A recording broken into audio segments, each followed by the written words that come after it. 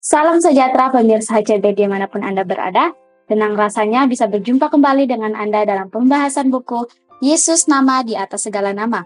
Buku ini dituliskan oleh Nyonya Ellen G. White yang dalam tulisan lain, Yesus adalah Alfa dan Omega, pencipta langit dan bumi, pemberi setiap pemberian yang baik dan sempurna dan pemikul beban besar kita. Kepada orang-orang yang bimbang di antara kita, dia menulis tentang seseorang yang merupakan pusat daya tarik yang agung.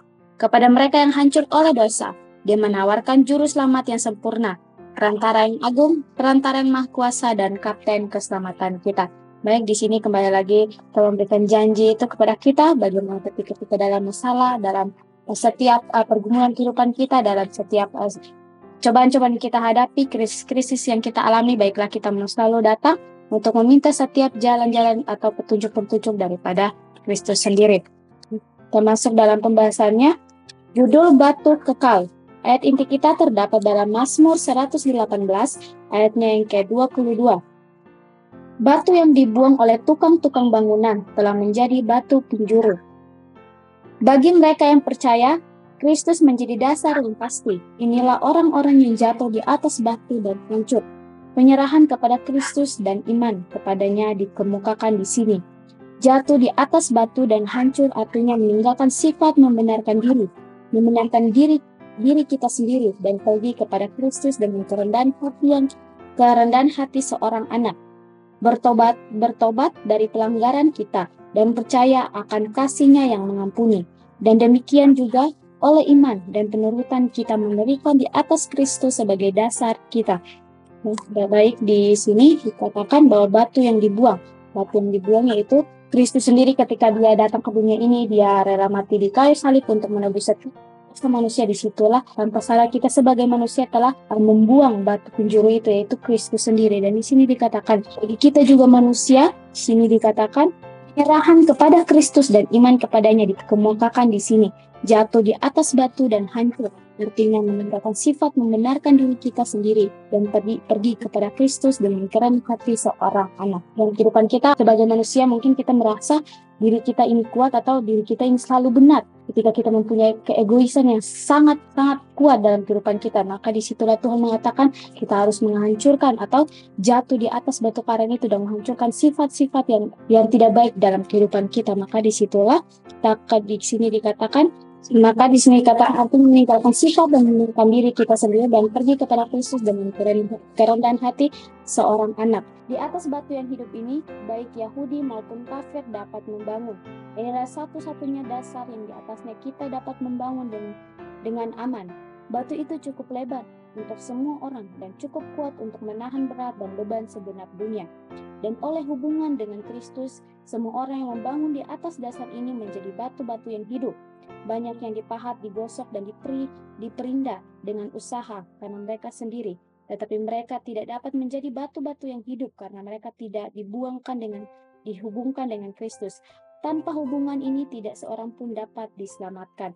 Ketika Tuhan memberikan krisis itu kepada kita, ketika kita mengalami setiap masalah-masalah atau cobaan dalam kehidupan kita, di situ iman kita sedang diasah. Apakah kita akan tetap bertahan, apakah kita akan tetap melewati ujian itu dengan kesungguhan hati kita, apakah kita mau selalu meminta setiap jalan keluar itu daripada Tuhan. Maka di situ Tuhan akan selalu membantu kita untuk membukakan jalan-jalan keluar masing-masing. Dan dikatakan banyak orang yang dipahat, digosok, dan diperindah dengan usaha mereka sendiri. Ya, dengan setiap ujian itulah maka iman kita akan bertumbuh. Ya, ketika kita digosok atau dipahat atau iman kita diuji sekalipun, maka disitulah setiap ujian-ujian itu baik untuk diri kita masing-masing, karena ketika kita melalui setiap masalah maka kita akan selalu datang kepada Tuhan, meminta setiap Tuhan untuk selalu membantu kita. Dan di sini juga dikatakan, tanpa Kristus di dalam kita tidak dapat menahan topang penggodaan. Keamanan kita yang abadi bergantung pada cara membangun dasar yang teguh. Banyak orang dewasa ini membangun di atas dasar yang belum diuji. Bila hujan turun dan topan mengamuk dan air bah naik, rumah mereka akan roboh sebab tidak didirikan di atas batu yang kekal, batu penjuru utama Yesus Kristus.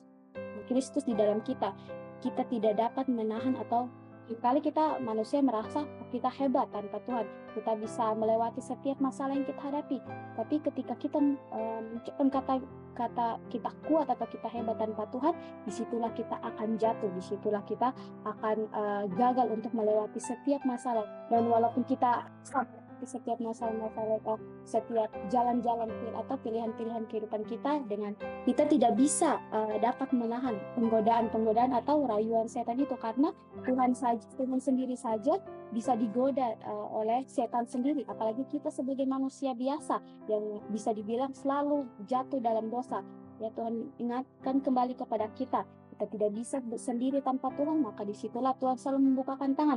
Tuhan selalu menjadi batu penjuru kepada kita. Dan di sini dikatakan batu itu cukup lebar untuk semua orang dan cukup kuat untuk menahan berat dan beban segenap dunia. Tuhan sendiri mengatakan bahwa Dia memberikan janji yang sangat luar biasa. Dia mampu untuk menahan atau Dia mampu untuk mendengarkan setiap keluh kesah kita. Dia mampu untuk menanggung setiap masalah atau cobaan yang kita hadapi, asalkan kita mau datang untuk selalu meminta petunjuk-petunjuk itu daripada Kristus sendiri.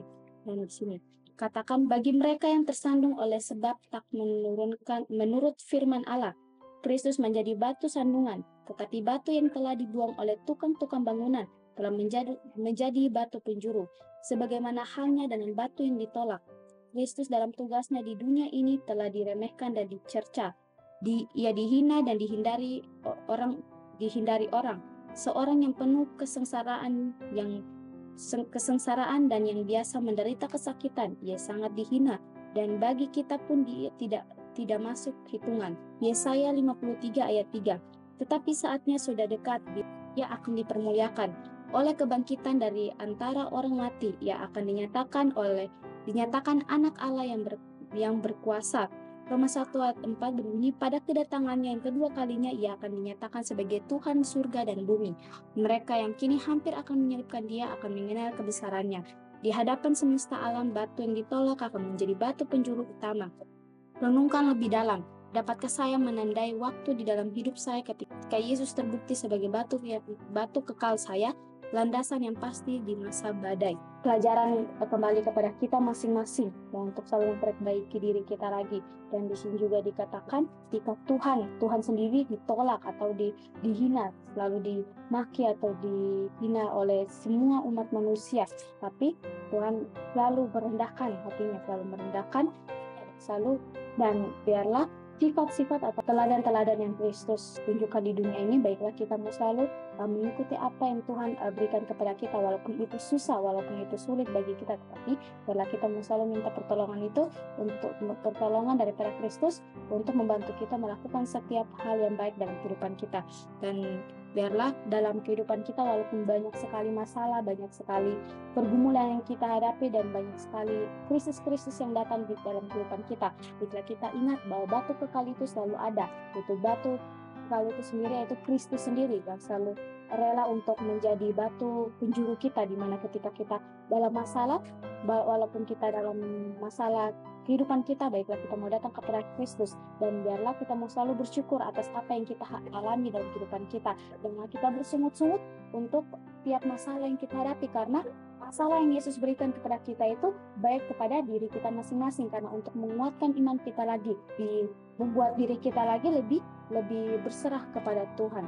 Di sini dikatakan sangat jelas, tetapi mereka tidak dapat menjadi batu-batu yang hidup karena mereka sendiri tidak dihubungkan dengan Kristus. Baiklah, kita ingat kembali dalam kehidupan kita, dalam kesibukan kehidupan kita tiap hari, baiklah kita mau mempunyai hubungan yang erat dengan Kristus, karena setan tahu kelemahan kita. Ketika kita sedikit menjauh daripada Kristus, disitulah dia mempunyai kesempatan untuk menggoda kita, untuk menjauhkan kita daripada Kristus. Dan di sini kita tidak akan mempunyai hubungan dengan Kristus, dan baiklah kita menjadikan Tuhan itu sebagai teman kita, untuk kita selalu bercerita kepada Tuhan dan meminta setiap jalan keluar daripada Tuhan ketika kita dalam masalah.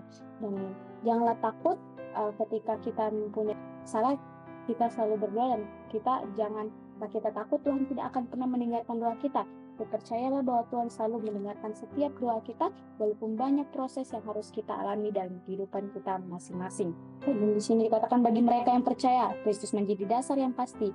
Inilah orang-orang yang jatuh di atas batu dan hancur.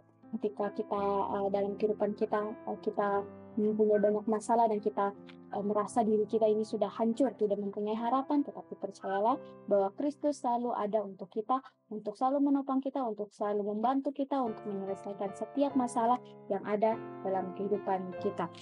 Ingatlah bahwa ketika kita sedang diuji oleh Tuhan, janganlah kita bersungut-sungut, janganlah kita merasa bahwa kita ini sedang dipermainkan oleh Tuhan, tetapi ingatlah ketika setiap masalah apapun yang kita hadapi itu kita tidak usah khawatir, karena itu akan membantu kita untuk lebih dekat kepada Tuhan, lebih percaya kepada Tuhan, dan terlebih lagi iman kita akan selalu bertumbuh karena setiap masalah yang kita hadapi itu kita selalu berserah kepada Tuhan.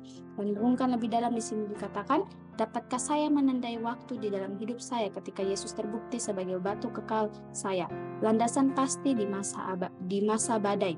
Baiklah kita dalam keseharian kita, dalam kesibukan kita masing-masing, baiklah kita selalu dekat kepada Tuhan, karena kita tidak tahu waktunya ketika badai itu akan datang. Ketika masalah itu akan datang, kita tidak tahu kapan dan waktu badai itu akan datang atau masalah-masalah itu akan datang. Di sini baiklah kita selalu berserah kepada Tuhan, supaya ketika masalah atau setiap badai atau setiap krisis-krisis yang datang dalam kehidupan kita sudah bersiap ya. Biarlah kita mempersiapkan diri kita setiap harinya untuk selalu persiapkan diri kita lagi untuk lebih menghadapi masalah-masalah yang akan kita hadapi ke depannya. Baik pemirsa, kita akan berjumpa di kesempatan yang berikutnya dan Tuhan memberkati.